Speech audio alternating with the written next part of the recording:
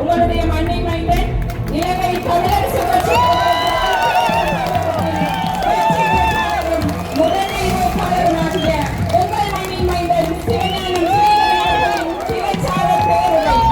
பார்த்து கற்பித்துக் கொண்டிருக்கின்ற எங்களுடைய அடையாளங்களை அழிக்க முனைகின்ற சந்திரன் பூங்காவில் இருக்கிற இந்த துப்பாக்கி சின்னம் எங்களை நாங்கள் சுமந்திரனுக்கு சொந்தமோ ஸ்ரீதரனுக்கு சொந்தமோ இளங்கவனுக்கு சொந்தமோ அல்ல. இது உங்களுடைய கட்சி. இந்த கட்சியை கட்டி வளர்க்க வேண்டியதும் இந்த கட்சியை வளர்க்க வேண்டியதும் உருவாக்க வேண்டியதும் இந்த விடுதலை இயக்கத்தை அடுத்த சந்ததியிடம் கையளிக்க வேண்டிய பொறுப்பும். கிளிநொச்சி மண் ஸ்ரீதரனின் அடையாளம். ஸ்ரீதரன் கிளிநொச்சி மண்ணினுடைய அரசியல் அடையாளம். நமது மக்கள் ஸ்ரீதரனை ஆத்மார்த்தமாகவும் தமிழ் தேசியத்தினுடைய ஆபத் பாண்டவனாகவும் நேசிக்கிறார்கள்.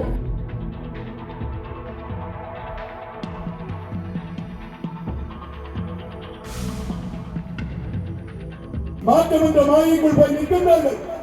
திசை காட்டி எங்களுக்கு யாரும் திசை காட்ட தேவையில்லை. நாங்கள் திசை தெரியாமல் பயணித்த இனமில்ல. எட்டு திசையாவும் பட்டு பெரிந்தோழன் எங்களுக்கு திசை காட்டி இருக்கின்றார். அந்த கடலிலே எங்களுடைய கரிகால மன்னன் களம் வந்திருக்கின்றார். கிளிநொச்சி மண் தமிழகத்தின் தேசிய தலைவர் பிரபாகரன் இந்த மண்ணிலே இருந்த பொழுது ஒரு ராஜதந்திர மைய பிரதேசமாக அது இருந்திருக்கிறது. இந்த ராஜதந்திர மைய பிரதேசத்தில் இருந்துதான் உலகமெல்லாம் செய்தி சொல்லியவர்களாக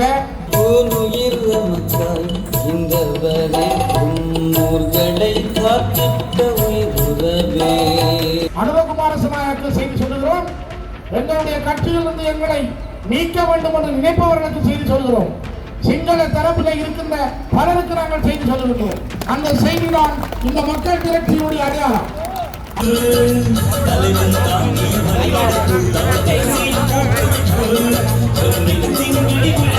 பாருங்க மக்களை பாருங்க, ஃபுல்லாகவே மக்களாக தான் இருக்குது. பாருங்க எப்படி விழாக்கோளம் போன்றது பாருங்க. இந்த கிளிநொச்சி மாவட்டம் டிப்போ சந்தையில் பாருங்க எவ்வளோ மக்கள் வந்தோன்னு நிற்கிறோம்ட்டு பாருங்க. அலைக்கடல் போல வந்து மக்கள் வந்து திரண்டு வந்து பெருமளவான ஆதரவுகளை தமிழ் தேசியத்துக்காகவும் தமிழ் உணர்வோடு வந்து செய்து வந்து பார்க்கக்கூடிய மாதிரி இருக்குது. இனத்தின் ஒற்றுமைக்கான சின்னமாக, இனத்தின் ஒற்றுமைக்கான அடையாளமாக தலைவர் பிரபாகரன் அவர்கள் தந்த அந்த அடையாளத்தை மீண்டும் நிலைநிறுத்த வேண்டிய பொறுப்பும் கடமையும் உங்களுக்குரியது. அன்பு தமிழ் உறவுகளுக்கு வணக்கம். இன்றைக்கு எங்களுக்கு சேனல் வந்து இன்றைக்கு கிளிநொச்சி மாவட்டத்தில் வந்து கிளிநொச்சி மாவட்ட சேனல் வந்து இன்றைக்கு தமிழரசு கட்சியின் மிகவும் பிரம்மாண்டமான ஒரு பொதுக்கூட்ட நிகழ்வு ஒன்று நடக்க போகுது.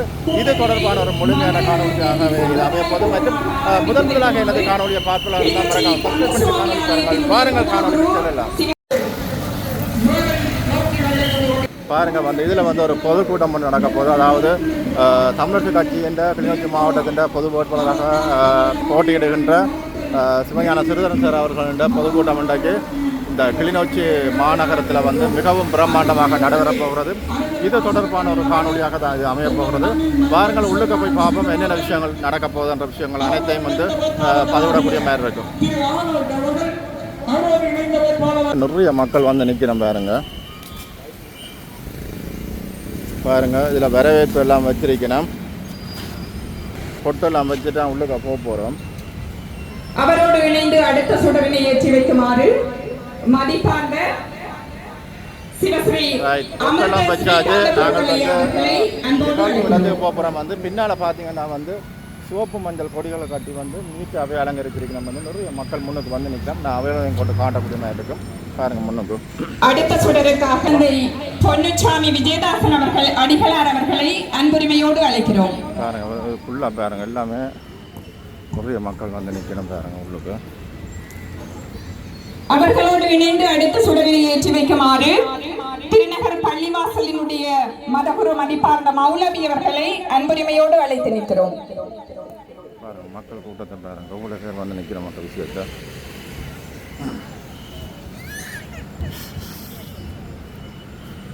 அடுத்த சுடருக்கு ஒளியூட்டுவதற்காக இன்றைய நிகழ்வினுடைய தலைவரும் கிளிநொச்சி நகர வணிக கழகத்தினுடைய தலைவருமாகிய திருவாளர் இளைய தம்பி விஜயசிங்கம் ஐயா அவர்களை அன்போடு அழைக்கிறோம். கிளிநொச்சி மண்ணினுடைய மைந்தன் நாடாளுமன்ற மேலாள் உறுப்பினர் மதிப்பார்ந்த சிவஞானம் ஸ்ரீதரன் ஐயா அவர்களை அன்புரிமையோடு அழைக்கிறோம்.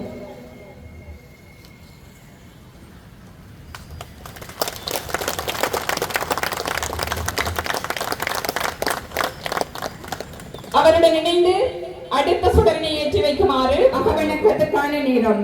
இந்த மண்மீட்பு போருக்காக தங்களுடைய உடல், பொருள், ஆவி அனைத்தையும் ஆகுதியாக்கி இந்த மண்ணின் மைந்தர்களாக இந்த மண்ணிலே உறங்கிக் கொண்டிருக்கின்ற வீர மனவர்களையும் நீண்ட நெடிய போராக இந்த மண்ணில் நிகழ்ந்தேறிய யுத்தத்தின் போது தங்களுடைய உயிர்களை ஈந்த எங்களுடைய மக்களையும் நினைந்துருகி அஞ்சலிப்போமாக.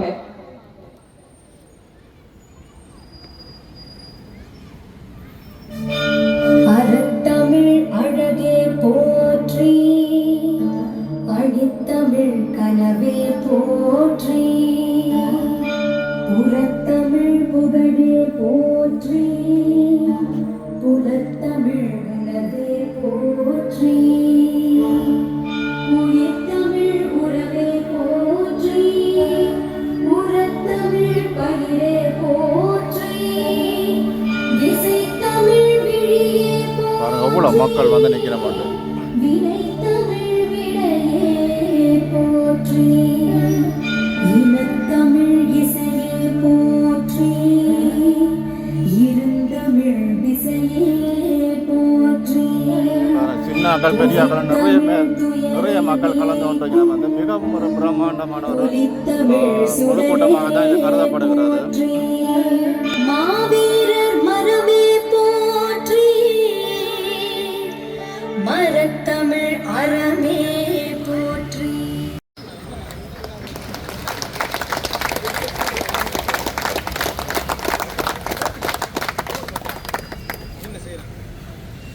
இலங்கை தமிழரசு கட்சியினுடைய யாழ்ப்பாண தேர்தல் மாவட்டத்தின் முதன்மை வேட்பாளராக போட்டியிடுகின்ற மதிப்பார்ந்த சிவஞானம் ஸ்ரீதரன் அவர்களை ஆதரிக்கும் வகையில் ஒழுங்கமைக்கப்பட்டிருக்கிற கிளிநொச்சி மாவட்டத்தினுடைய மாபெரும் இறுதி பிரச்சார பொதுக்கூட்டத்தினை ஆசி உரை வழங்கி சம்பிரதாய பூர்வமாக ஆரம்பித்து வைக்குமாறு ஸ்ரீகாந்த குருக்களை அவர்களை அன்போடு அழைக்கிறோம்.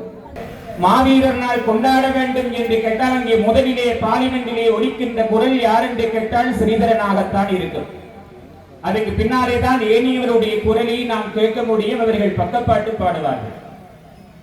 உரிமையோடு உணர்வு ரீதியாக இனத்தினுடைய ஒரு அடையாள சின்னமாக இருக்கக்கூடிய ஸ்ரீதரன் ஐயா அவர்கள் ஒரு சிறந்த சமூக சேவை மட்டுமல்ல, எம்முடைய இனத்தினுடைய சகலவிதமான தேவைகளையும் உலகறிய செய்து கொண்டிருக்கக்கூடிய மிகப்பெரிய குரல் என்பதையும் மிகப்பெரிய பொறியீடு என்பதையும் நம்முடைய இனத்தினுடைய மிகப்பெரிய பொறியீடு என்பதையும் நாம் மறந்துவிடக் கூடாது. இலங்கை தமிழரசு கட்சியினுடைய முதன்மை வேட்பாளரும் பேச பெற்றாளன் எங்களுடைய கிளிநொச்சி மண்ணின் மைண்டர் கௌரவ முன்னாள் பாராளுமன்ற உறுப்பினர் சிவஞானம் ஸ்ரீதரன் அவர்களை இந்த இடத்திலே வருகவென அதைத்தான் நான் ஒப்பிடுகின்றேன். 2009க்கு முன்னிருந்த நிர்வாக கட்டமைப்பு போன்று ஒரு கட்டமைப்பு கிளிநொச்சி மாவட்டத்திலே இருக்கின்றது என்பதை பறைசாட்டி கொண்டிருக்கின்றார்கள் இந்த மக்களும் எங்களுடைய கட்சி ஆதரவாளர்களும். அதை நாங்கள் பின்பற்றி கொண்டோம். ஸ்ரீதரன் அவர்கள் சொல்லுகின்ற அந்த கடைப்பாடுகளை நாங்கள் எங்கள் மக்கள் மத்தியிலே நிறைவேற்றுகின்றோம். அதை ஏற்றுக்கொள்ள முடியாத எங்களுடைய கட்சிக்குள் புலவுகளை ஏற்படுத்த வேண்டும் என்று நினைப்பவர்களுக்கு ஒரு செய்தியை நாங்கள் சொல்ல வேண்டும். ஒரு காலமும் இலங்கை தமிழரசு கட்சியில் ஒருவராவது இருந்து இந்த கட்சியை காப்பாற்றி இந்த பாராளுமன்ற தேர்தல் ஊடாக அவர் வந்து இந்த தமிழரசு கட்சியின் தலைமை பதவியை ஏற்று பிரிந்திருக்கின்ற எங்களுடைய தமிழரசு கட்சியிலே இந்த பிரிந்து செல்கின்றவர்கள் ஒற்றுமைத்து இலங்கை தமிழரசு கட்சியின் தமிழர்களை நிரோபித்த பிரதிநிதிகளாக எங்களுடைய இலங்கை தமிழரசு கட்சி நிலைநாட்ட வேண்டும் என்பதை இந்த இடத்தை நாங்கள் அவர் கூறிக்கொள்கின்றோம். அவர் இருந்தவாறு சாணக்கியமாக எவ்வாறு செயற்படுகின்றார் என்பதையும் நாங்கள் இந்த இடத்திலே பார்க்கின்றோம். ஏன் என்பதையும் நாங்கள் அறிந்தவர்களாக நாங்கள் இருக்கின்றோம். எங்களுடைய மக்களுக்கும் அது சரியாகவே எங்களுடைய இடத்திலே வேறொரு கட்சியினுடைய பிரச்சார கூட்டம் நடைபெற்றுக் கொண்டிருந்தது. அவர்கள் என்ன செய்ய போகிறார்கள் என்பதை பற்றி நாங்கள் அங்கே வீரவில்லை. அடுத்தவர்கள் என்ன செய்கின்றார்கள் தமிழரசு கட்சியை காப்பாற்றி இந்த மாவட்டத்துக்கும் இந்த மண்ணுக்கும் வந்து இந்த இடத்திலே இருந்து விடைபெறுகிறேன். நன்றி, வணக்கம். ஈழத்தமிழர்களின் ஒட்டுமொத்த நம்பிக்கைக்கும் பாத்திரமான ஒருவராக தமிழ் தேசிய அரசியலின் அடையாளமாக சிவஞானம் ஸ்ரீதரன் ஒருவரே இருக்கிறார் என்பதுதான் அந்த வரலாற்று செய்தி. பேரினவாத ஒத்தோடிகளின் கூட்டு சதியால் அவரை இந்த அரசியல் அரங்கில் இருந்து அகற்றிவிட்டால் வடக்கு கிழக்கில் தமிழ் தேசியம் என்பது இடுப்பழிந்து போய்விடும். அதெல்லாம் ஒன்றே ஒன்றுதான். கிளிநொச்சி மண் ஸ்ரீதரனின் அடையாளம். ஸ்ரீதரன் கிளிநொச்சி மண்ணினுடைய அரசியல் அடையாளம். நமது மக்கள் ஸ்ரீதரனை ஆத்மார்த்தமாகவும் தமிழ் தேசியத்தினுடைய ஆபத் பாந்தவனாகவும் நேசிக்கிறார்கள். அந்த நேசிப்புக்கு 100% விசுவாசமாக உழைக்கின்ற ஸ்ரீதரன் அவர்கள் செயற்பாட்டு அரசியலில் இருந்து தானாக ஒதுங்குகின்றவரை எந்த கபடத்தனங்களும் மக்கள் மனங்களில் இருந்தோ அரசியல் அரங்கில் இருந்தோ அவரை ஒருபோதும் அகற்றிவிட முடியாது. இந்த நிலவெங்கும் காணாமலாக்கப்பட்டவர்களின் கண்ணீர்கள் நிறைந்திருக்கின்றன. தமிழ் தேசியம் நீங்களான தமிழ் தேசியத்துக்கு கீழான அரசியல் நிலைப்பாடுடைய எவரும் எங்கள் நிலத்தின், எங்கள் மொழியின், எங்கள் மக்களின் அரசியலை முன்னெடுக்க அருகதையற்றவர்கள். கிளிநொச்சியின் அரசியல் தலைமைத்துவம் வடக்கு கிழக்கின் தமிழ் தேசிய அரசியல் தலைமைத்துவமாக வீரியம் பெற வேண்டிய கால தேவையை உணர்ந்த நமது மக்கள் அவர்களுடைய தெரிவு எப்போதும் வீட்டுக்கு நேரையும் இலக்கம் 7க்கு மேலேயும் இடுகின்ற புள்ளடியாகும். இந்த மண்ணின் அடையாளம் ஈழத்தமிழ் மக்களின் அடையாளமாக மாற இனி ஒரு விதி செய்வோம். ஆம், இப்போது அரங்கிலே உங்களுடைய மண்ணின் மைந்தன் இலங்கை தமிழரசு முதன்மை வேட்பாளருமாகிய உங்கள் மண்ணின் மைந்தன் சிவஞானம் ஸ்ரீதரன் பிரச்சார பேருரை.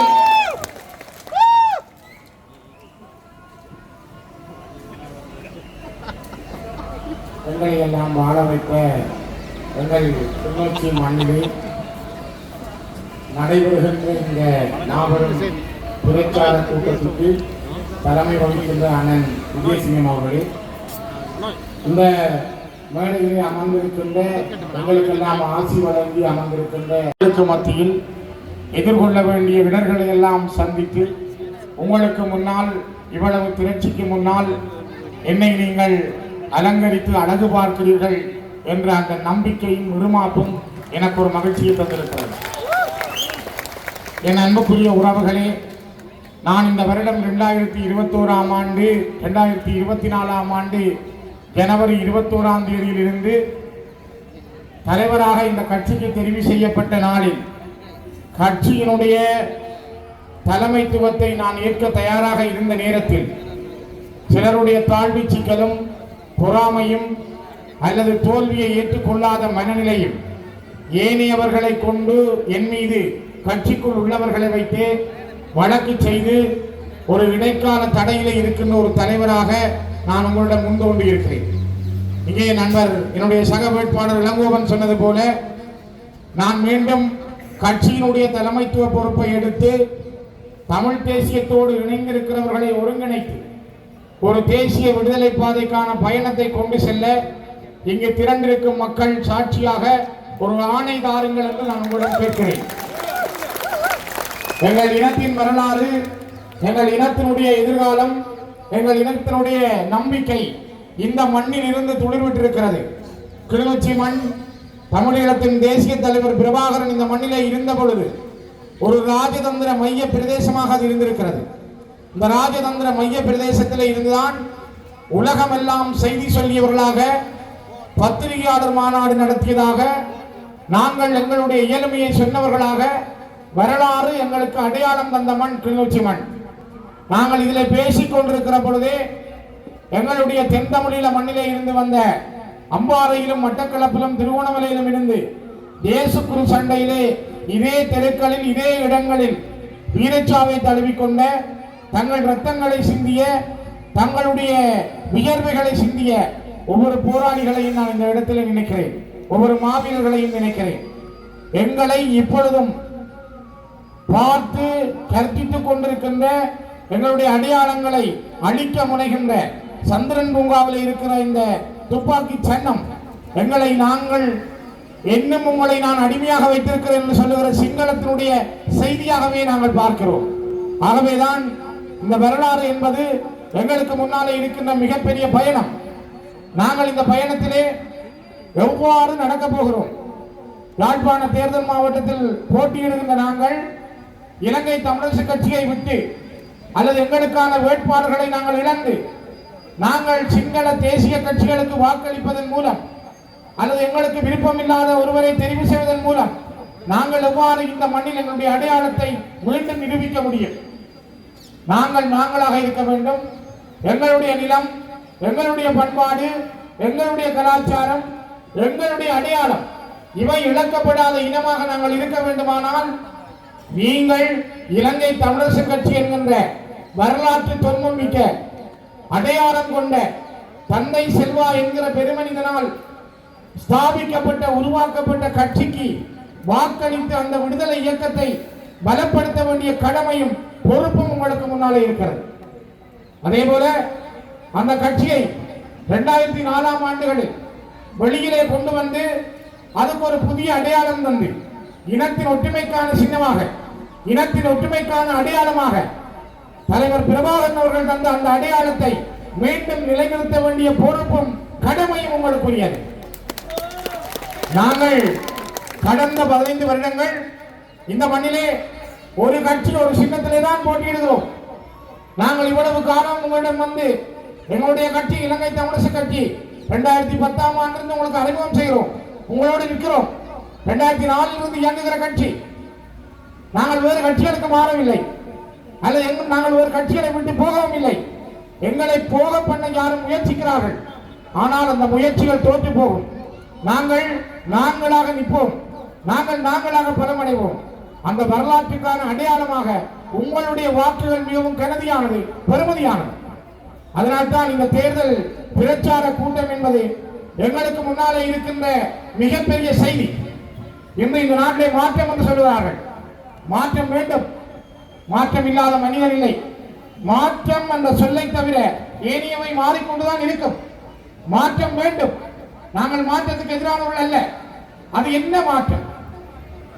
இந்த இடத்துல இந்த ராணுவ தூவியங்களை அச்சுறுத்தி கொண்டிருக்கிற மாற்றமா, அல்லது எங்களிடமிருந்து பறிக்கப்பட்ட காணிகளை விடுவிக்காமல் ராணுவ முகாம்களாக வைத்துக் கொண்டு எங்களை தொடர்ந்து அடக்கி வைத்திருக்கிற மாற்றமா, தமிழர்களுடைய நிலங்களில் பண்ணைகளை வைத்துக் கொண்டு ராணுவம் தோட்டம் செய்கிற மாற்றமா, தமிழர்கள் செய்கின்ற சாதாரண சலூன்களில் இருந்து சாப்பாட்டு கடைகள் வரை ராணுவம் நடத்துகின்ற மாற்றமா, அல்லது பள்ளி முன்பள்ளிகளை நாங்கள் நடத்த முடியாமல், மாகாணத்துக்கு அந்த அதிகாரம் இருந்தும் மாகாணம் நடத்த முடியாமல் சிஎஸ்டி என்கிற போர்வையில் ராணுவம் நடத்துகிற முன்பள்ளிகளுக்கான மாற்றமா?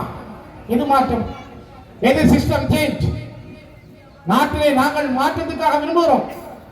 எங்களை இரண்டு சொல்லாத, எங்களை எடும்பென்று சொல்லாத, இன்னொரு மொழியிலே எங்களை அடக்காத, எங்களுக்கான அரசியல் உரிமையை மதிக்கின்ற ஒரு மாற்றத்தை நாங்கள் விரும்புகிறோம்.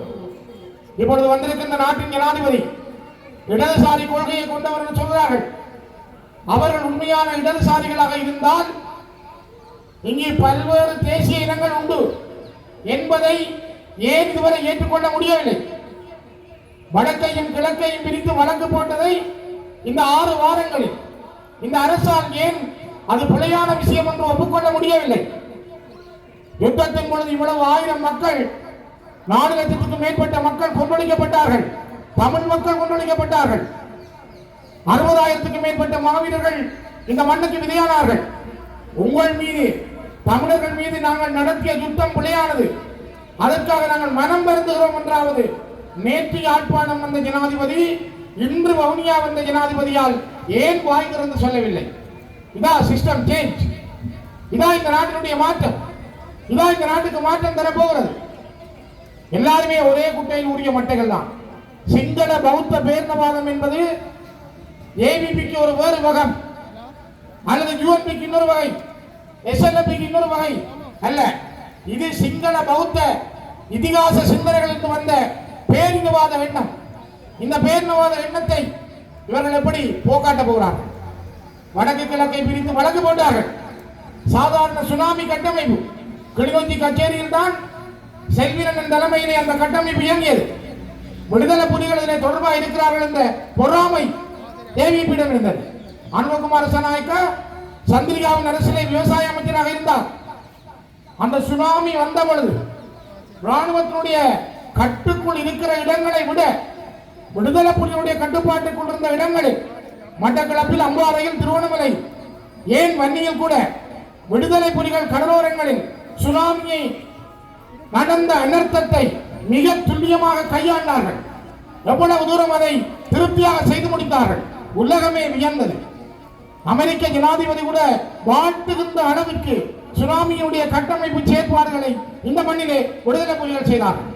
அதனால் அந்த சுனாமி கட்டமைப்பான செரான் என்கிற அமைப்பை இயங்க விடாமல் தடுப்பதில் இதே அனுரகுமார் தலைமையிலான அரசு அந்த நேரத்திலே ராஜினாமா செய்யும் அளவுக்கு சென்றது. ஏன் அதை செய்ய அவர்களால் முடிந்தது? இன்றைக்கும் நாங்கள் பேசிக் கொண்டிருக்கிற பொழுதே வனவள திணைக்களம், வன ஜீவராசிகள் திணைக்களம், மகாவலி அதாரிட்டி இவர்கள் எங்களுடைய காணிகளை விடவில்லை.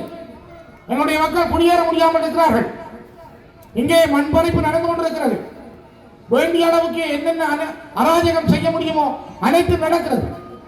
6 வாரங்கள் ஜனாதிபதி சாதாரணமாக இந்த ஜனாதிபதி வந்து 6 வாரங்களில் ஒரு ஆனந்த சுதாகரனை விடுதலை செய்ய முடியவில்லை.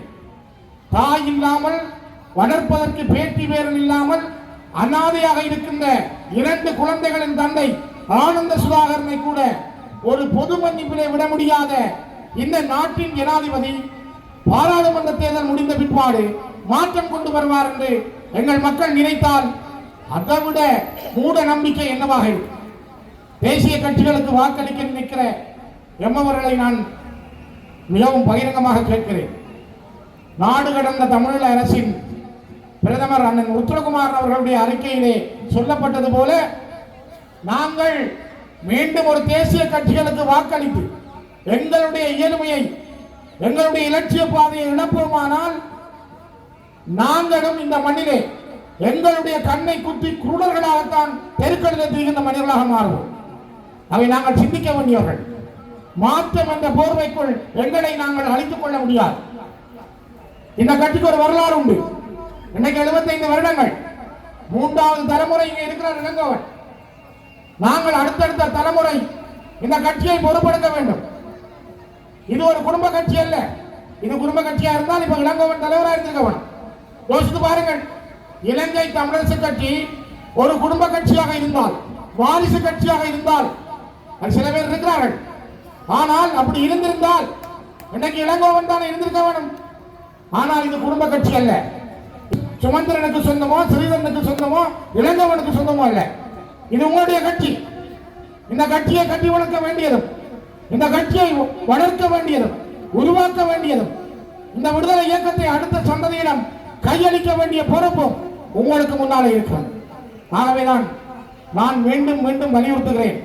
நம்பிக்கை தருகின்ற இளைஞர்களே, நம்பிக்கையோடு இருக்கின்ற சகோதரிகளே, ஒன்றாகுங்கள். எங்கள் கரங்களை பலமாகுங்கள். ஈழ தேசத்தின் விடுதலை என்பது உங்களுடைய கைகளில் இருக்கிறது. ஈழ தேசத்தின் விடுதலை என்பது ஜனநாயக ஆயுதமான இந்த வாக்குச்சீட்டிலே தான் இருக்கிறது. இந்த வாக்குச்சீட்டை நாங்கள் தவறி கூட இன்னொருவருக்கு விட்டால், எங்களோடு இருக்கின்றவர்கள் சிலர் தவறாக புரிகின்ற இந்த நிலைமையை மாற்றிவிட்டால் நாளை நாங்கள் அழிவு பாதைக்குள் சென்று விடுவோம். ஆகவேதான் நான் மீண்டும் மீண்டும் கேட்கிறேன். எங்களுக்கு முன்னாலே 1000 பிரச்சனைகள் குவிந்து போயிருக்கிறது. நாங்கள் ஒரு தேசிய இனம். எங்களுடைய மொழி செம்மொழிகளில் ஒன்று. அடிக்கடி சின்னராஜா சொல்லுவார், அவர் வகுப்படுத்துகிற காலங்களெல்லாம் சொல்லுவார், இது ஒரு செம்மொழி, இந்த மொழியை அழிக்க முடியாது. நம்முடைய பிரதி கல்வி பண்பாடு இங்கே முன்னே இருக்கிறார். அவர் அடிக்கடி தன்னுடைய வகுப்புகளை சொல்லுவார், இந்த செம்மொழியை யாராலும் அழிக்க முடியாது. ஏனென்றால் இது பல நூற்றாண்டுகளில் தோன்றிய முதல் மொழி. ஏனைய மொழிகள் இதிலிருந்து உருவாகி இருக்கிறது.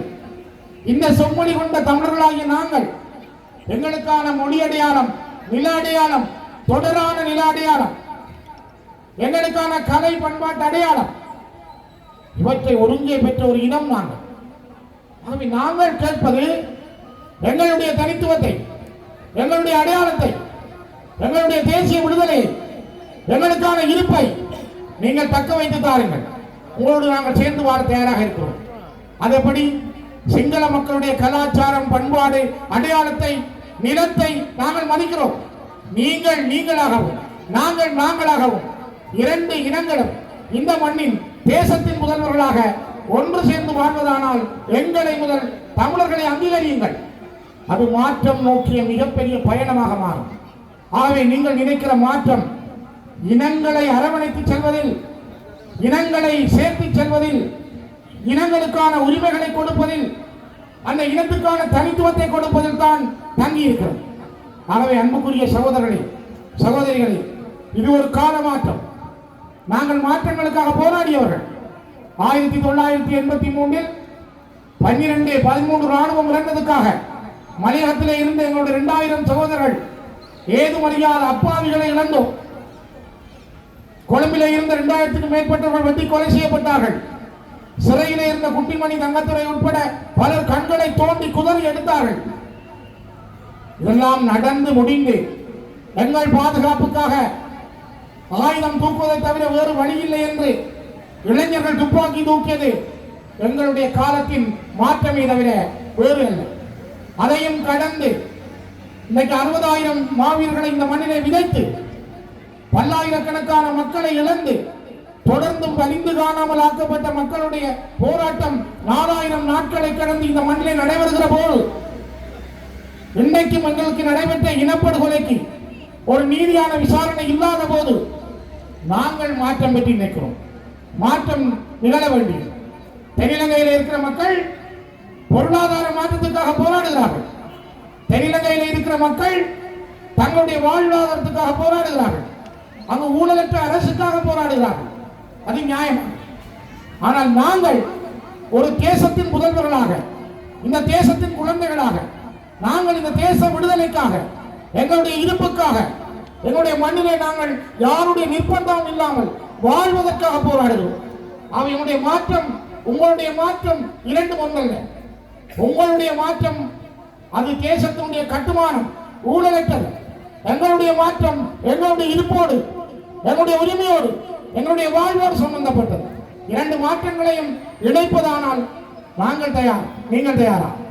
இலங்கை அரசே நீங்கள் தயாரா? நாங்கள் பேசுவதற்கு தயார். நாங்கள் நாங்களாகவும் நீங்கள் நீங்களாகவும் இணைந்து பேச நாங்கள் தயார். ஆனால் எங்களுடைய உரிமைகள் மதிக்கப்பட வேண்டும். உண்மையான அரசியல் தீர்வு அங்கீகரிக்கப்பட வேண்டும். நாங்கள் ஒரு இறமை உள்ள இனம். இழந்து போன எங்கள் இறமையை மீட்டெடுத்து தரும் வகையில், எங்களுக்கான தேசிய வாழ்வு அங்கீகரிக்கப்பட்ட வகையில் அந்த அரசியல் உரிமையை தருவதற்கு நீங்கள் தயார் என்றால் நாங்களும் தயாராக இருக்கிறோம். எங்களுடைய சமாதான கதவுகள் இப்பொழுதும் அகல திறந்திருக்கிறது. நாங்கள் சமாதானம் பேச தமிழர்கள் தயாராகவே இருக்கிறார்கள். எங்களுடைய சமாதான கதவுகள் நீதியோடு, தர்மத்தோடு, அறத்தோடு எங்களுடைய கதவுகள் திறந்திருக்கிறது. பேச வாருங்கள், பேசுவோம், நீதியோடு பேசுவோம், எங்கள் மக்களுக்கான உரிமையோடு பேசுவோம், எங்கள் மக்களுக்கான இருப்போடு பேசுவோம். தயாராக இருக்கிறோம். அதனால்தான் இன்றும் நாங்கள் எரிக்க எரிக்க அழிக்க அழிக்க இந்த மண்ணிலே வாழ்கிறோம். இவ்வளவு பேர் இன்று திரண்டிருக்கிறோம் என்றால் இது சாதாரணமானதல்ல. செய்தி சொல்லுகிறோம். அனுரகுமார சமாயாக்கு செய்தி சொல்லுகிறோம். எங்களுடைய கட்சியிலிருந்து எங்களை நீக்க வேண்டும் என்று நினைப்பவர்களுக்கு செய்தி சொல்கிறோம். சிங்கள தரப்பில் இருக்கின்ற பலருக்கு நாங்கள் செய்தி சொல்லுகின்றோம். அந்த செய்தி தான் இந்த மக்கள் திரட்சியினுடைய அடையாளம். ஆகவே நான் என் அன்புக்குரிய மக்களை, வரலாறு என்பது, இயற்கை என்பது எப்பொழுதும் இடைவெளிகளை வைத்திருப்பதில்லை. இயற்கை தன்னுடைய செல்வாக்கை ஒரு இனம் அழிந்து விடாமல் ஒரு நீதியான தர்மத்தின் இனத்தை காப்பாற்றிய செல்லும். அறத்தின் வழி, அறச்சீற்றத்தின் வழி, தர்மத்தின் வழி நடக்கின்ற இனம் காப்பாற்றப்பட்டே ஆகும். நாங்கள் நடத்திய போராட்டம் அரசியல் போராட்டமோ ஆயுத போராட்டமோ அது அறத்தின் வழி பாற்பட்டது, அந்த தர்மத்தின் பாற்பட்டது, அந்த நீதியின் பாற்பட்டது. அதனால்தான் அந்த ஆத்மாக்களின் கல்லறை மீது நின்று நாங்கள் சத்தியம் செய்கின்றோம். எங்களுக்கு ஒரு தீர்வு வேண்டும். அந்த தீர்வுக்காக அது எங்களுடைய சுய நிர்ணய உரிமையுடன் கூடிய சமஷ்டி அடிப்படையிலான தீர்வு என்பதை நாங்கள் எங்களுடைய கட்சியின் கொள்கை அடிப்படையில் தொடர்ந்து வலியுறுத்துகிறோம். ஆகவே இது ஒரு கால மாற்றம். கால மாற்றத்தில் பல விடயங்கள் வந்து போகும். வந்து போற விடயங்களை எல்லாம் தாண்டி நாங்கள் இந்த மண்ணிலே நிமிர்ந்து வாழ வேண்டுமென்றால், நாங்கள் இந்த மண்ணிலே மனிதர்களாக வாழ வேண்டுமென்றால் நீங்கள் அணி அணியாக திரளுங்கள். ஒவ்வொருவராக நீங்கள் உங்களுடைய அடையாளங்களை, உங்களுடைய பக்குவங்களை சொல்லுங்கள். என்னுடைய மக்களிடம் ஒருவர் நீங்கள் 10 பேராக மாறுங்கள். நாளை மறுதினம் நீங்கள் செயல்படுகின்ற ஒவ்வொரு விதமும் இலங்கை தமிழரசு கட்சி என்கின்ற அந்த தேசிய விடுதலை இயக்கத்தினுடைய இருப்பையும் அதன்பால் வரப்போகிற எங்களுடைய பாராளுமன்ற உறுப்புரிமை இருப்புகளையும் தக்க வைத்து உரிமைக்காக தொடர்ந்து எங்கள் கரங்களை இறுக்கி பிடிப்போம். அது எங்களுடைய கட்சியை, இலங்கை தமிழரசு கட்சியை மீண்டும் தலைமையேற்று வழிநடத்துவதற்கான ஒரு ஆணையாகவும் நான் 2024 ஆண்டு ஜனவரி 21ஆம் தேதி தலைவராக தெரிவு செய்யப்பட்ட பிற்பாடு திருவண்ணாமலையில் வைத்து கூறியது போல தமிழ் தேசியத்தோடு நிற்கின்ற ஏனைய தமிழ் தேசிய கட்சிகளையும் அரவணைத்து எங்கள் விடுதலைக்கான பேரியக்கத்தை மீண்டும் கட்டி எழுப்புவதற்கான ஒரு ஆணையாகவும் உங்களுடைய வாக்குகள் அமைய வேண்டும் என கேட்டு இந்த அருமையான வாய்ப்புக்கு நன்றி கூறி விடைபெறுகிறேன். மிக்க நன்றிகள்.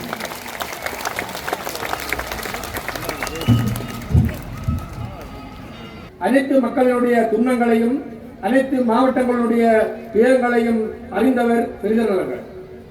பாராளுமன்றத்தில் உரையாற்றும் போது அவர் உரையை நான் அவதானமாக பார்த்துக் கொண்டிருப்பேன், கேட்டுக்கொண்டிருப்பேன். அந்த பாராளுமன்ற உரையில் அவருடைய வீரம் தெரிந்த பேச்சும் அந்த அதிகாரமான அந்த தொழிலும் பார்க்கும்போது அதை கேட்கும்போது மிகவும் இனிமையாக இருக்கின்றது. ஆகவே இந்த சிறிதர்களை ஏன் தெரிவு செய்ய வேண்டும் என்பது பல மக்களுக்கும் ஒரு கேள்வியாக இருக்கின்றன. எதற்காக சிறிதனை பாராளுமன்றம் அனுப்ப வேண்டும் என்பது கேள்விகள் இருக்கின்றன. அந்த கேள்விகளுக்குரிய விடை இருக்கின்றது. பாராளுமன்றத்தில் தமிழகத்திற்காக ஒலிக்கின்ற ஒரே ஒரு குரல் சிறிதர்கள் தான் என்பதை மக்கள் அனைவரும் அறிவார்கள். அனைவருக்கும் இனிய மாலை வணக்கம். தேர்தல் என்றாலே சற்று சர்ச்சைக்குரிய விடயம்தான். இந்த முறை தேர்தல் இன்றைக்கு 3 தேர்தல்களை நாங்கள் முகம் கொடுத்த தேர்தல்களை விட சற்று வித்தியாசமான ஒரு காலச்சூழலிலே நடக்கின்ற ஒரு தேர்தல்.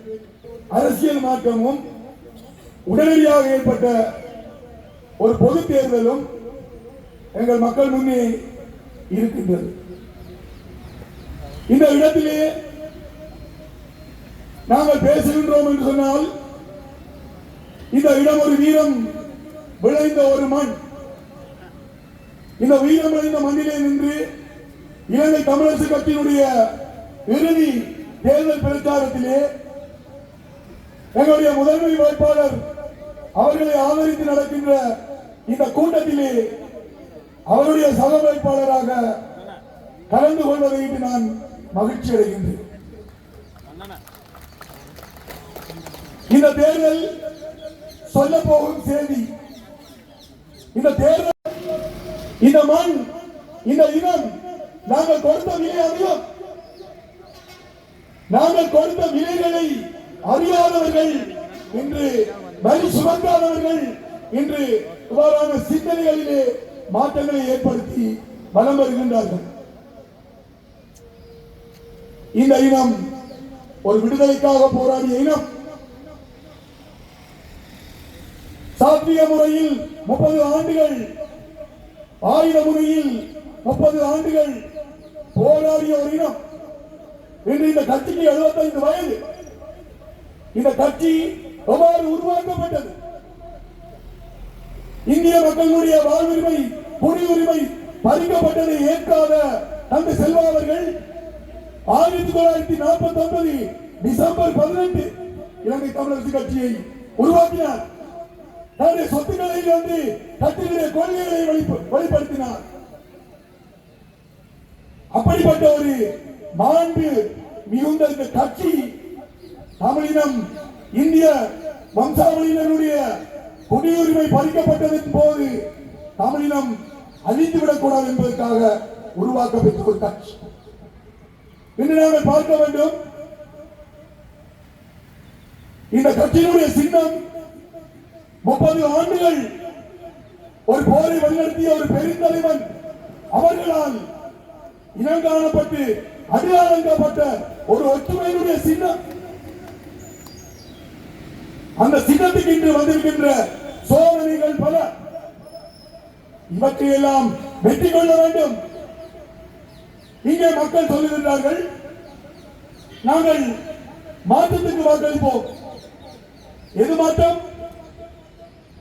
எங்களுடைய அபிலாஷைகள், எங்களுடைய அரசியல் அபிலாஷைகள் எல்லாம் இந்த இனம் கௌரவமாக எங்களை நாங்கள் ஆளக்கூடிய ஒரு சமஸ்தி கட்டமைப்பில்லாத எண்ணங்களோடு நாங்கள் வாழ வேண்டும் என்று விரும்பிய ஒரு இனம்.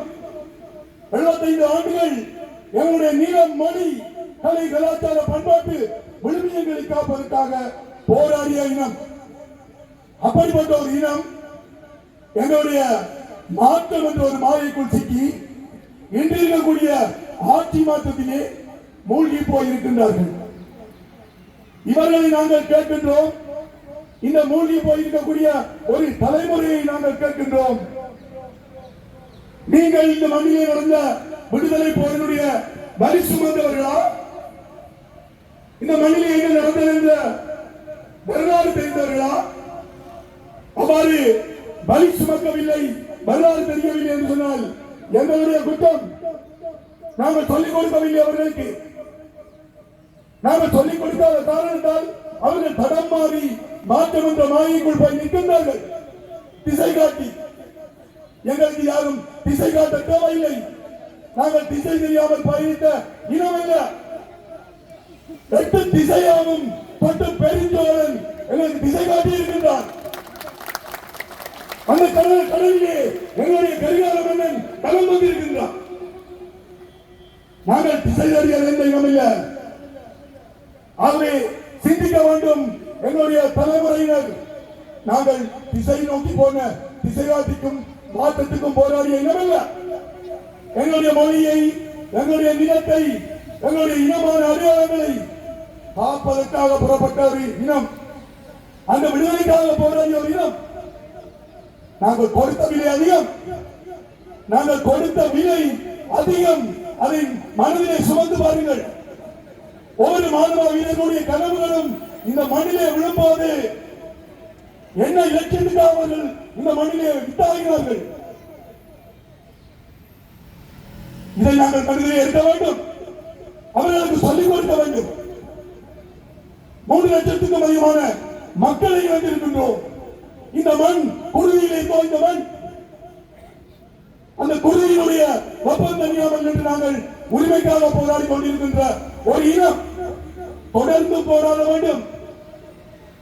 நாங்கள் தொடர்ந்து போராட வேண்டும் என்று சொன்னால் எங்களுடைய இருப்பை நிலைநாட்ட வேண்டும். எங்களிடம் இப்போது இருக்கின்ற ஒரே ஒரு ஆயுதம் ஜனநாயக புள்ளி. திருவாளர் சந்திரகாசன் இளங்கோவன் அவர்களை தென்னிலங்கையில் இருந்து வரும் புதிய அலை மிக வேகமாக எங்களுடைய இளைஞர்களுக்கு ஒரு புதிய ஒரு அரசியலை பேசி வருகின்றது. அந்த அரசியல் இனவாதமற்றது, ஒரு தூய்மையான அரசியல் என்று கூறி அந்த அந்த அலை எங்கள் இளைஞர்களுக்கு ஒரு புதிய ஒரு உற்சாகத்தை ஏற்படுத்தி வருகின்றது. ஆனால் இன்னொரு கட்சி வேட்பாளர் திரு ஸ்ரீகாந்த் அவர்கள் மிக தெளிவான ஒரு விளக்கத்தை எங்களுக்கு தெளிவுபடுத்தியிருந்தார். நான் ஒரு சிங்களவனாக இருந்திருந்தால் அவர்களுடைய பிரச்சனை பொருளாதார ரீதியான பிரச்சனையும் அவர்களுக்கான விடயம் ஒரு தூய்மையான புதுமையான அரசியலை ஏற்படுத்துவது மட்டுமே. நாங்கள் அப்படியா? இந்த கேள்விக்கு நான் பதிலளிக்கவே தேவையில்லை. நீங்கள் அனைவரும் அறிவீர்கள். 75 வருட காலமாக இந்த நாட்டில் தமிழ் பேசும் மக்கள் வேறொரு அரசியலையே நாங்கள் பின்பற்றி வந்திருக்கிறோம் என்றால் எங்கள் இருப்பே இதுவரை கேள்விக்குறியாகவே இருக்கிறது. இலங்கை அரசு இன்னும் அந்த எங்களை ஒரு சமத்துவமான நிலையில் நடத்துவதும் இல்லை, எங்களுக்கு ஒரு அரசியல் தீர்வை வழங்குவதற்கு தயாராகவும் இல்லை. ஒவ்வொரு முறையும் நாங்கள் ஏதோ ஒன்று செய்வோம் என்று சொல்லிக்கொண்டு, ஆனால் கடைசியில் ஆட்சிக்கு வந்த பிறகு இதன் ஏதோ ஒரு காரணத்தை சொல்லி கட்டி கழித்துக் கொண்டே போகிறார்கள். அதனால் எங்களுடைய இனம், எங்களுடைய மதம், எங்களுடைய மண், எங்களுடைய மக்கள், எங்களுடைய இந்த மண்ணில் தியாகம் புரிந்தவர்கள், இழந்தவர்களை நாங்கள் ஞாபகப்படுத்தி அவர்களுக்கு பரிகாரமாக இருப்போம் என்றால் நாங்கள் இந்த போராட்டத்தை தொடர வேண்டும். என்னவென்றால் எங்களுடைய எங்களுடைய மண்ணை காக்கின்ற, எங்களுடைய தமிழ் மொழியை காக்கின்ற, எங்களுடைய நாட்டை மக்களை காக்கின்ற இந்த போராட்டத்தை தொடர வேண்டும். ஆனந்த் ஐயா கூறியதை போன்று இந்த முறை அது எங்களுடைய அரசியல் ரீதியான போராட்டமாக இருக்க வேண்டும். அதில் தேர்தல் மிக முக்கியமான ஒரு கட்டம். இந்த தேர்தலில் நீங்கள் எந்த கட்சிக்கு வாக்களிப்பது என்பது மிகவும் முக்கியமான ஒரு கட்டம். 2009ஆம் ஆண்டு ஆயுதங்கள் மௌனவித்த போது பலர் கூறியிருந்தார்கள் இத்துடன் தமிழ் தேசியம் உடைந்து விட்டது என்று சொல்லி. ஆனால் நான் அந்த நேரத்தில் இந்த மணிக்பாம் என்ற அந்த அவல இடத்தில் நான் வேலை செய்வதன் நோக்கம், நான் ஒன்றை மட்டும் அன்று உணர்ந்து கொண்டேன். இந்த மக்கள் ஒரு நாளும் தமிழ் தேசியத்தை கைவிடப் போவதுமில்லை. எந்த அழிவும் தமிழ் மக்களை திசையில் இருந்து திருப்பவும் முடியாது. இந்த மண்ணில், இந்த இடத்தில் இந்த மக்கள் இவ்வளவு வலிமையாக தெளிவாக இருப்பதற்கு என்ன காரணம்? யார் காரணம்? என்னுடைய ஒரு நான் மதிப்பு கொடுக்கும் ஒரு பெரியவர் இந்தியாவில் கூறுவர், கோழிதன் குஞ்சுகளை இறக்கைக்குள் வைத்து காப்பதை போல் இந்த மண்ணில் இந்த மக்களை யார் காத்ததென்று நான் உங்களுக்கு சொல்ல தேவையில்லை. இல்லையா? நான் சொல்லணுமா உங்களுக்கு? சொல்லவே தேவையில்லை. அப்ப நீங்க யாருக்கு வாக்களிக்கணும் என்று சொல்லி நான் உங்களுக்கு சொல்ல தேவையா? சொல்லவே தேவையில்லை. ஏனென்றா இந்த இடத்துல நீங்க பார்க்க, இந்த மாவட்டத்தில் ஒரு மிக தெளிவான ஒரு தமிழ் தேசிய நிலைப்பாடு, ஒரு மிக தெளிவான மிக கட்டுறுதியான ஒரு கட்டமைப்பு எப்படி தமிழரசு கட்சிக்குள்ளும் இந்த மக்களுக்கு நம்பிக்கை கொடுக்கிற ஒரு கட்டமைப்பை ஏற்படுத்தி செய்தவர் யார் என்று உங்களுக்கு தெரியும். நான் சொல்லணுமா? நீங்களே சொல்லுங்க பார்ப்போம். சொல்லுங்க அப்பா, ஒரு சொல்றீங்க, சொல்லுங்க. எனக்கு கேட்குது இல்லை, எனக்கு கேட்குது இல்லை. ரைட். அப்ப நான் உங்களுக்கு சொல்ல தேவையில்லை. நீங்க உங்களுக்கு விருப்பமாக இருக்கு, நீங்க எத்தனையோ பேருக்கு நீங்க போடலாம். வேட்பாளருக்காக அமர்ந்திருக்கின்ற எங்களுடைய முதன்மை வேட்பாளர் அந்த ஸ்ரீதரன் சார் அவர்களுக்கும், இங்கு வருகிறது ஆசிரியர்களை வழங்கிய மதகுருமார்களுக்கும் என்னுடைய வணக்கத்தை தெரிவித்துக் கொண்டு, இந்த பிரச்சார நிகழ்விலே அலை கடல் என திரண்டு வந்து எங்களுடைய முதன்மை வேட்பாளர் சிவஞானம் ஸ்ரீதரன் சார் அவர்களை வெல்ல வைப்பதை நாங்கள் தொடர்ந்து இலங்கை தமிழரசு கட்சியிலே தொடர்ந்து பயணிக்கின்ற ஒரு உறுதியான மனிதரை மீண்டும் எங்களுடைய பாராளுமன்றம் அனுப்பி எங்களுடைய இனத்தினுடைய விடுதலை நோக்கிய பயணத்திற்கு வேண்டும். அன்பான உறவுகளே, எங்கள் தேச விடுதலைக்காக நாங்கள் எத்தனையோ ஆயிரம் உயிர்களை இழந்திருக்கின்றோம். எங்களுடைய இலங்கை தமிழரசு கட்சியினுடைய எத்தனையோ எங்களுடைய பாராளுமன்ற உறுப்பினர்கள் இலங்கை அரசாங்கத்தினால் படுகொலை செய்யப்பட்ட போதும் 2010ஆம் ஆண்டுக்கு முன்னர் நீங்கள் அறிந்தது மாமனிதர் ஜோசப் பிரராஜசிங்கம் ஐயா அவர்கள், மாமனிதர் சிவனேசன் ஐயா அவர்கள், மாமனிதர் ராமதாஸ் அவர்கள் இலங்கை ராணுவத்தினராலும் துணை ஆயுத குழுக்களாலும் கொல்லப்பட்ட 2010ஆம் ஆண்டு கிளிநொச்சி மண்ணிலே ஒரு பாராளுமன்ற தேர்தலிலே ஒரு வேட்பாளரை தேர்ந்தெடுக்கின்ற பொழுது அந்த காலங்களிலே ராணுவத்தாரும் உள்நாட்டுத்துறையினராலும் அச்சுறுத்தல்களுக்கு உள்ளான வேளை நாங்கள் எல்லாம் வீடுகளை விட்டு வெளியிலே வருவதற்கு கூட பயந்த வேளையிலே புனிந்து வந்து தன்னுடைய கல்வி பயணத்தை இடைநிறுத்திவிட்டு இந்த மண்ணுக்காகவும் இந்த மக்களுக்காகவும் தன் உயிரை துச்சமனம் வைத்து எங்களுடைய பாராளுமன்ற தேர்தலிலே களமிறக்கிய எங்களுடைய அன்புக்குரிய அண்ணன் ஸ்ரீதரன் சார் அவர்களின் அவருடைய மனநிலையை நீங்கள் அன்பு புரிந்திருக்க வேண்டும் என்று நான் இங்கே கேட்பதற்கு ரோட்டை பாருங்க, அவ்வளோ பரபரப்பா இருக்கு. அத்தனை சுதந்திரத்தையும் பாருங்க, மக்களை பாருங்க, ஃபுல்லாகவே மக்களாக தான் இருக்குது. பாருங்க எப்படி விழாக்கோளம் போன்றிருக்கான்னு பாருங்க. இந்த கிளிநொச்சி மாவட்டம் டிப்போ சந்தியில் பாருங்க எவ்வளோ மக்கள் வந்தோன்னு நிற்கிறோம்ட்டு பாருங்க. அலைக்கடல் போல வந்து மக்கள் வந்து திரண்டு வந்து பெருமளவான ஆதரவுகளை தமிழ் தேசியத்துக்காகவும் தமிழ் உணர்வோடு வந்து செய்து கொண்டு பார்க்கக்கூடிய மாதிரி இருக்குது.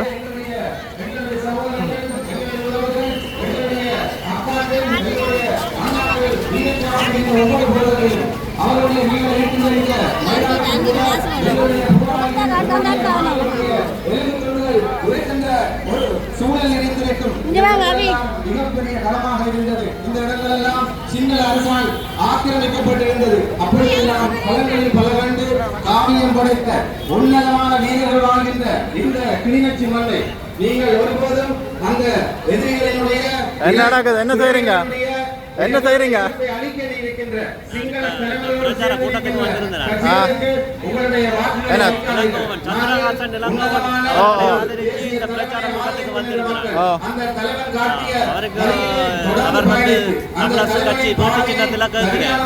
அவருக்கு கூட வாக்குகளை போட்டு ஆதரவு வழங்குங்க.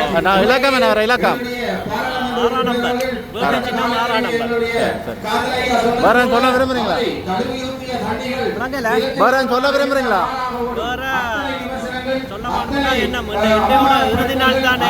அப்போ நாங்கள் 6ஆம் நம்பருக்கு ஆதரவு வழங்க சொல்லி கேட்கலாம். வீட்டு சின்னத்துக்கு போட்டு 6ஆம் நம்பருக்கும் ஆதரவு வழங்க. நன்றி. ஒரு தலைவனை மீண்டும் பாராளுமன்றத்திற்கு அனுப்பி வைக்கின்ற அந்த பெரும் கடமைக்காக கூடியிருக்கின்ற பெருந்திரளான மக்களே, அந்த கடமைக்காக இந்த மேடையிலே இருக்கக்கூடிய நமது மாவட்டத்தினுடைய மேலாள் பாராளுமன்ற உறுப்பினர், இலங்கை தமிழரசு கட்சியினுடைய முதன்மை வேட்பாளர் மதிப்பார்ந்த சிவஞானம் ஸ்ரீதரன் சார் அவர்களே, மதகுருமார்களே, கொடுத்த வரைவின் அடிப்படையில் தமிழீழ நிதித்துறை பொறுப்பாளர் தமிழேந்தி அவர்களினாலே நிதி ஒதுக்கீடு செய்யப்பட்டு இந்த பல்கலைக்கழகத்தை இந்த தமிழ் பல்கலைக்கழகமாக நிர்மாணித்தார். அந்த பல்கலைக்கழகம் நடந்து கொண்டிருந்த பொழுது கிளிநொச்சியிலே விடுதலை புலிகளின் காலத்தில் விவசாய பீடம் 2 சந்தையிலே நடைபெற்று வந்தது என்பதை நீங்கள் எல்லாரும் அறிவீர்கள். ஆனால் இத்தகைய ஒரு பல்கலைக்கழகத்தை புலிகள் உருவாக்கி விவசாய பீடத்தை உருவாக்கிய பல்கலைக்கழகத்தை கிளிநொச்சியிலே உருவாக்கிவிட்டு போன பிறகு அதற்குள் இருந்த ராணுவத்தை வெளியேற்றியதை வைத்துக் கொண்டு கிளிநொச்சியிலே அரசியல் செய்ய வந்து 4 தடவைகள் 4 கட்சிகளிலே கேட்கின்ற சந்திரகுமார் பச்சை பொய்யை சொல்லிக் கொண்டிருக்கிறார். பல்கலைக்கழகத்தை தான் உருவாக்கினார். நீங்கள் இந்த மண்ணின் பிரஜைகள் லண்டனில் இருந்து விடுதலை புலிகள் இல்லாத ஒரு வெற்றிடத்திற்காக கிளிநொச்சிக்கு வந்தவர்கள் அல்ல. நீங்கள் இந்த மண்ணினுடைய பிரஜைகள். உங்களுக்கு தெரியும், புலிகளோடு இருந்தவர்கள் நீங்கள். அந்த பல்கலைக்கழகத்தை புலிகள் உருவாக்கினார்கள். அந்த பல்கலைக்கழக விவசாயம் புலிகள் காலத்தில் இருந்தது. அதற்கு கட்டப்பட்டிருக்கின்ற கட்டிடங்களும் மதில்களும் புலிகளினுடைய நிதியினாலே கட்டப்பட்டவை. இன்று அந்த பல்கலைக்கழகம் அரசாங்கத்தினாலே பொறுப்பேற்கப்பட்டு ஒரு முழுமையான பல்கலைக்கழகமாக மாற்றப்பட்டிருக்கிறது. ஆனால் சந்திரகுமார் அன்று லண்டனிலே பெற்றை அடித்துக் கொண்டு நின்றவர் இன்றைக்கு வந்து மக்கள் நம்ம பொய்யை சொல்லுகிறார். அந்த பல்கலைக்கழகத்தை நானே கட்டினேன் என்று. இன்றைக்கு காலமாக பார்த்தால் டக்ளஸ் ராமானந்தா சொல்றார், ஐயோ சந்திரகுமார் சொல்றது போய், நான் தான் அந்த பல்கலைக்கழகத்தை கட்டினேன் என்று. எத்தனை பித்தலாட்டங்கள், எத்தனை பொய்கள் இந்த மண்ணிலே உலா வருகிறது. ஆகவே அன்புக்குரியவர்களே, ஒரு சத்திய லட்சியத்திற்காக வைக்கின்ற கட்சி இலங்கை தமிழரசு கட்சி. நாங்கள் 60,000 மாவீரர்களுடைய வித்துடர்கள் என்ன கனவை கண்டனமோ அந்த கனவுக்காக உழைக்கின்ற கட்சி. எங்களுடைய மாவட்டத்தினுடைய தனித்துவத்தை பாடுவதற்காக உழைக்கின்ற கட்சி. ஆகவே நாங்கள் பொய்களை சொல்ல முடியாது, பித்தலாட்டங்களை செய்ய முடியாது. எங்களுடைய மாவட்ட மக்களுக்கு ஒரு வாழ்க்கை நெறியை, அரசியல் ஒழுக்க நெறியை, எவ்வாறு சமயங்கள் தங்களுக்கு ஒழுக்க நெறியை பின்பற்றுகின்றனவோ, எவ்வாறு மக்களை வழிபடுத்துகின்றனோ, அதுபோல இந்த அரசியல் ஒரு அறநெறி சார்ந்தது. ஆகவே அன்புக்குரியவர்களே, ஒரு பண்பாடு மிக்க, கலாச்சாரம் மிக்க, அடித்தளம் மிக்க ஒரு இனமாக எங்களுடைய சமூகத்தை நாங்கள் வழிநடத்த வேண்டும். நீங்கள் இதனை சரியாக புரிந்து கொள்ள வேண்டும்.